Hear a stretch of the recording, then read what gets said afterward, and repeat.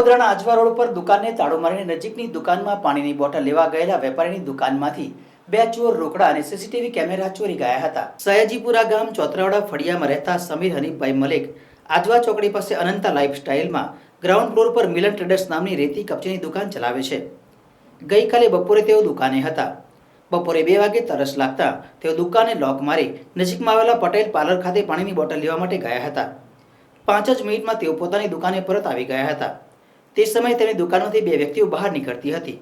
સમીર મલેકે પૂછ્યું તો તેઓ જણાવ્યું કે અમે સિમેન્ટનો ભાવ પૂછવા માટે આવ્યા હતા। ત્યારબાદ તેઓ સફેદ કલરના મોપેડ પર ભાગી ગયા હતા। સમીર મલેકે દુકાનમાં જઈને જોયું તો ડ્રોવરની અંદરથી કાળા કલરનું પર્સ ગાયબ હતું તથા સીસીટીવી કેમેરા પણ ન હતા। બે ચોર રોકડા 60,000 અને સીસીટીવી કેમેરા ચોરીને ભાગી ગયા હતા। વડોદરાની આજવા ચોકડી પાસે માત્ર 5 મિનિટના ગાળામાં ચોરી કરનાર બે આરોપીઓ જાફર આરીફભાઈ ઘાંચી તથા હારૂન રશીદભાઈ ઘાંચી બંને રહેવાસી શાના કોમ્પ્લેક્સ આજવા રોડને કપુરા પોલીસ સ્ટેશનના પીઆઈડીસી રાઓલે રોકડા 25,000 તથા મોપેડ મળીને કુલ રૂપિયા 45,000ની મત્તા સાથે ઝડપી પાડ્યા છે। આરોપી જાફર સામે અગાઉ 11 ગુના દાખલ થયેલા છે, જ્યારે એક વખત પાસા અને તડીપાર પણ થયો છે, જ્યારે રશીદ સામે 2 ગુના દાખલ થયેલા છે।